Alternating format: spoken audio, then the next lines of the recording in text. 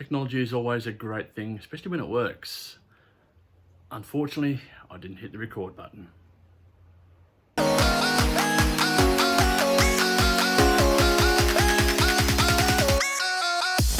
my name's Jamie and welcome to MG Rebuild. I'm actually rebuilding a 1950 MG TD, and as I said in the intro, I forgot to hit the record button when I was doing my work, so unfortunately I didn't record it. So anyway, I can show you what I've done and go from there.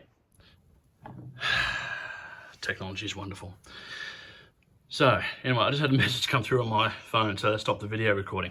So anyway, as you can see, the fuel line needs to be straightened a bit more, and I've left it a little bit proud of the firewall, just in case I want to put an inline fuel filter. But reading up, I understand there's a fuel filter in the pump. There's one in each of the carbies, and it's also one in the fuel tank, so there's every chance I won't need it.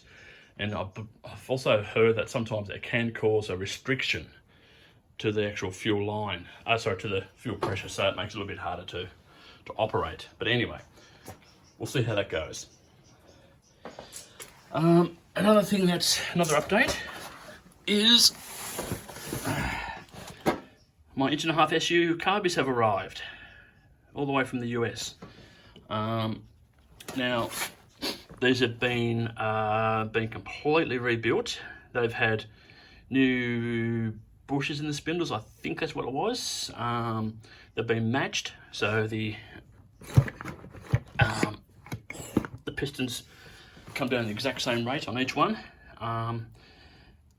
And I've also got a 1.5-inch manifold to go with it, because the engine's been rebuilt to a stage 2 spec.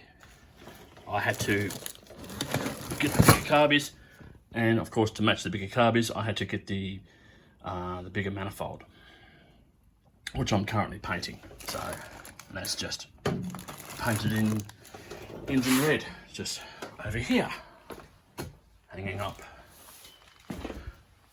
Just had its first coat, so it's a bit patchy still.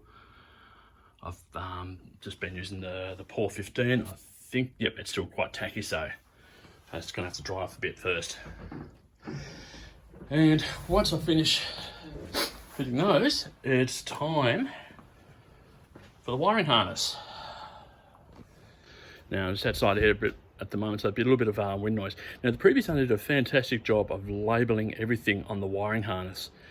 He used metal tags so they wouldn't disintegrate. And all the writing on there is very legible and very easy to read. That's the good news. The bad news is the rats got into it, ate a lot of the plastic off, coating off the wires, and I can't tell one colour wire from another. They're all basically black. So I'll just show you that. As you can see, there's very little colour in the wiring. Where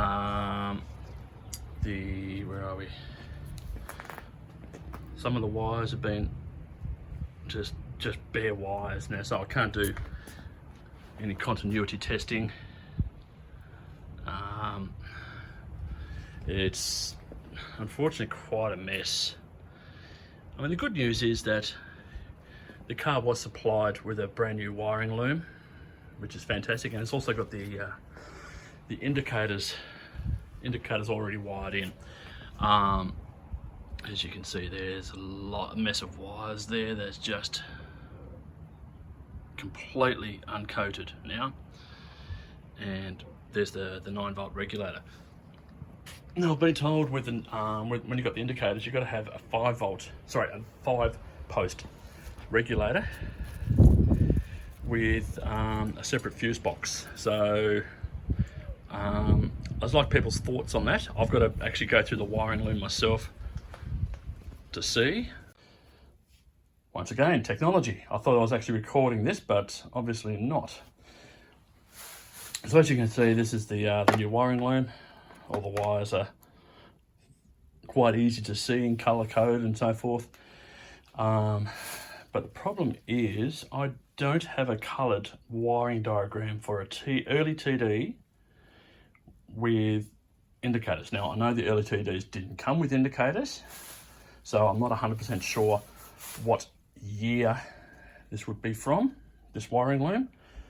So I just need to try and find one to match what I've got here, so that way I can then so then I can then work out which wiring loom I've got and which wiring diagram and which regulator and I need and so forth. So yeah, if anyone out there's got one that they can shoot through to me, that'd be fantastic, because it'll make my life a lot easier. Now I've got all the new grommets and everything for the firewall, so that'll be going in pretty soon, hopefully, and that way I can get closer to firing this beast up. So as I said, it's going to be a bit of a funny video today, very short one, unfortunately. I do apologise for that.